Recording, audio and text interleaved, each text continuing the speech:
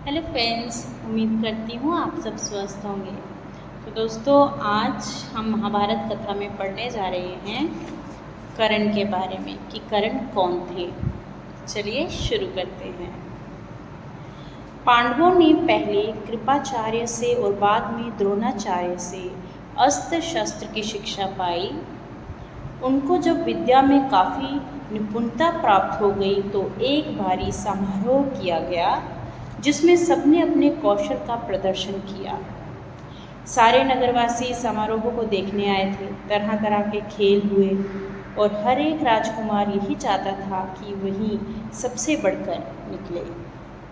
आपस में प्रतिस्पर्धा बड़े जोर की थी, परंतु तीर चलाने में पांडु पुत्र अर्जुन का कोई सानी ना था। अर्जुन ने धनुष विद्या में कमाल का खेल दिखाया। उसकी अद्भुत चतुरता को देखकर सभी दर्शक और राजवंश के सभी उपस्थित लोग दंग रह गए।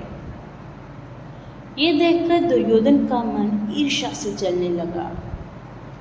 अभी खेल हो ही रहा था कि इतने में रंगभूमि के द्वार पर खम ठोंकते हुए एक रोबीला और तेजस्वी युवक मस्तानी चाल से आकर अर्जुन के सामने खड़ा हो गया।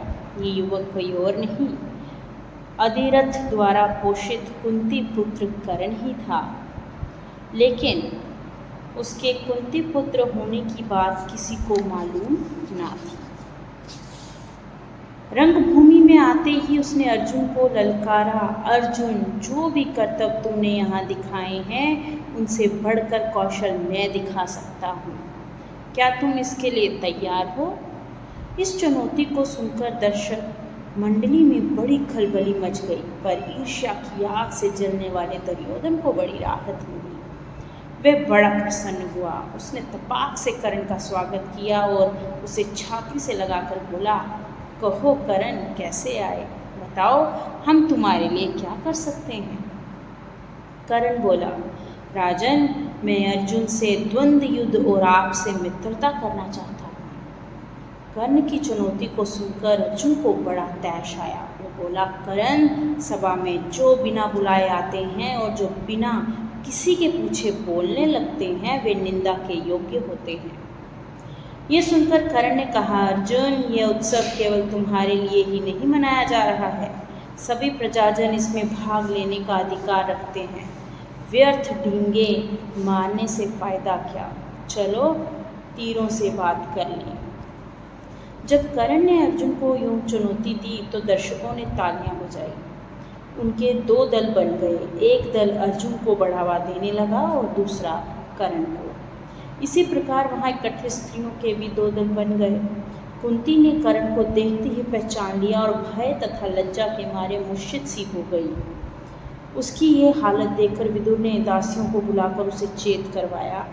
इसी बीच कृपाचार्य ने उठकर कर्ण से कहा, अज्ञात वीर, महाराज पांडु का पुत्र और कुरुवंश का वीर अर्जुन तुम्हारे साथ द्वंद्व युद्ध करने के लिए तैयार है, किंतु तुम पहले अपना परिचय तो दो। तुम कौन हो? किसके पुत्र हो? किस राजकुल को तुम विभूषित करते हो? द्वंद्व युद्ध बराबर वालों में ही होता है। कुल का परिचय पाए बगैर राजकुमार कभी द्वंद्व करने को तैयार नहीं होते। कृपाचार्य की ये बात सुनकर कर्ण का सिर झुक गया। कर्ण को इस तरह देखकर दुर्योधन उठ खड़ा हुआ और बोला, अगर बराबरी की बात है तो मैं आज ही कर्ण को अंग देश का राजा बनाता हूँ। यह कहकर दुर्योधन ने तुरंत पितामह भीष्म एवं पिता धृतराष्ट्र से अनुमति लेकर वही रंगभूमि में ही राज्याभिषेक की सामग्री मंगवाई और कर्ण का राज्याभिषेक करके उसे अंग देश का राजा घोषित किया। इतने में बूढ़ा सारथी अधिरथ, जिसने कर्ण को पाला था, लाठी टेकता हुआ और भय के मारे कांपता हुआ सभा में प्रविष्ट हुआ। कर्ण, जो अभी अंग देश का नरेश बना दिया गया था, उसको देखते ही धनुष नीचे रखकर उठ खड़ा हुआ और पिता मानकर बड़े आदर के साथ उसके आगे सिर नवाया। बूढ़े ने भी बेटा कहकर उसे गले लगा लिया। ये देखकर भीम खूब कह कहा मारकर हंस पड़ा और बोला, सारथी के बेटे, धनुष छोड़कर हाथ में चाबुक लो, चाबुक वही तुम्हें शोभा देगा। तुम भला कब से अर्जुन के साथ द्वंद्व युद्ध करने के योग्य हो गए? यह सब देखकर सभा में खलबली मच गई। इस समय सूरज भी डूब रहा था, इस कारण सभा विसर्जित हो गई। मशालों और दीपकों की रोशनी में दर्शक वृंद अपनी अपनी पसंद के अनुसार अर्जुन, कर्ण और दुर्योधन की जय बोलते जाते थे। इस घटना के बहुत समय बाद एक बार इंद्र बूढ़े ब्राह्मण के वेश में अंग नरेश कर्ण के पास आए। उसके जन्मजात कवच और कुंडलों की भिक्षा मांगी। इंद्र को डर था कि भावी युद्ध में कर्ण की शक्ति से अर्जुन पर विपत्ति आ सकती है। इस कारण कर्ण की ताकत कम करने की इच्छा से ही उन्होंने उससे ये भिक्षा मांगी थी। कर्ण के सूर्यदेव ने पहले ही, जो कर्ण थे उनको सूर्यदेव ने पहले ही आगाह किया था कि इस तरह से इंद्र छल करके तुमसे तुम्हारे कवच मांग सकता है। तो कर्ण को सूर्यदेव ने पहले ही सचेत कर दिया था कि उसे धोखा देने के लिए इंद्र ऐसी चाल चलने वाला है। परंतु कर्ण इतना दानवीर था कि किसी के कुछ मांगने पर वे मना नहीं कर सकता था। इस कारण ये जानते हुए भी कि भिखारी के भेष में इंद्र धोखा कर रहे हैं, कर्ण ने अपने जन्म जमात कवच और कुंडल निकालकर भिक्षा में दे दिए। इस अद्भुत दानवीरता को देखकर इंद्र चकित रह गए कि कर्ण की प्रशंसा करते हुए बोले, कर्ण, तुमसे मैं बहुत प्रसन्न हूँ, तुम जो भी वरदान चाहो मांगो। कर्ण ने देवराज से कहा, आप प्रसन्न हैं तो शत्रुओं का संहार करने वाला अपना शक्ति नामक शस्त्र मुझे प्रदान करें। बड़ी प्रसन्नता के साथ अपना वह शस्त्र कर्ण को देते हुए देवराज ने कहा, युद्ध में तुम जिस किसी को लक्ष्य करके इसका प्रयोग करोगे वह अवश्य मारा जाएगा, परंतु एक ही बार तुम इसका प्रयोग कर सकोगे। तुम्हारे शत्रु को मारने के बाद ये मेरे पास वापस आ जाएगा। इतना कहकर इंद्र चले गए।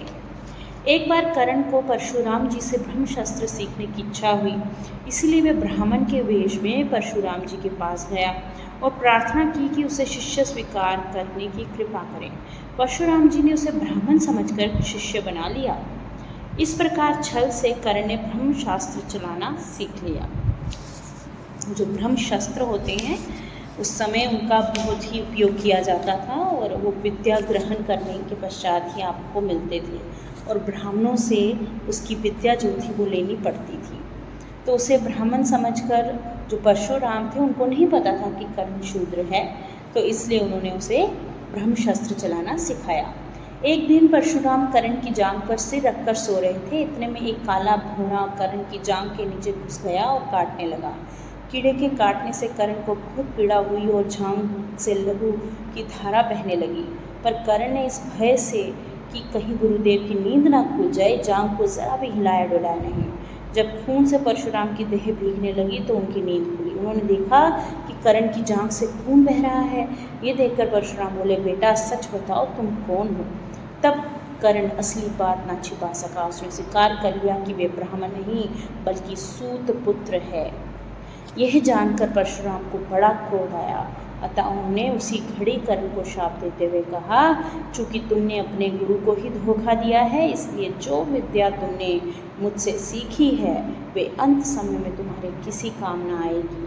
वे ऐन वक्त पर तुमसे भूल जाओगे और रण क्षेत्र में तुम्हारे रथ का पहिया पृथ्वी में धंस जाएगा। परशुराम जी का यह शाप झूठा ना हुआ। जीवन भर कर्ण को उनकी सिखाई हुई ब्रह्मशस्त्र विद्या याद रही, पर कुरुक्षेत्र में जब उस विद्या की ज़रूरत थी तो वो विद्या वो भूल गए। तो देखिए किस तरह से पहले समय में गुरु जो थे उनका मान सम्मान होता था और अगर वो श्राप दे देते थे तो वो सच होते थे। परशुराम जी का ये शाप झूठा ना हुआ। जीवन भर कर्ण को उनकी सिखाई हुई ब्रह्मशस्त्र विद्या याद रही, पर कुरुक्षेत्र के मैदान में अर्जुन से युद्ध करते समय कर्ण को वह याद ना रही। दुर्योधन के घनिष्ठ मित्र कर्ण ने अंत समय तक कौरवों का साथ ना छोड़ा। कुरुक्षेत्र युद्ध में भीष्म तथा आचार्य द्रोण के आहत हो जाने के बाद दुर्योधन ने कर्ण को ही कौरव सेना का सेनापति बनाया था। कर्ण ने 2 दिन तक अद्भुत कुशलता के साथ युद्ध का संचालन किया। आखिर जब शापवंश उसके रथ का पहिया जमीन में धंस गया और वह धनुष बाण रखकर जमीन में धंसा हुआ पहिया निकालने का प्रयत्न करने लगा, तभी अर्जुन ने उस महारथी पर प्रहार किया। माता कुंती ने जब यह सुना तो उसके दुख का पार ना रहा। तो ये थी वीर कर्ण की कहानी और उनके साथ हुई व्यथा जो मैंने सुनाई आज आपको महाभारत कथा में से। उम्मीद करती हूँ आपको अच्छा लगा होगा। धन्यवाद। राधे राधे।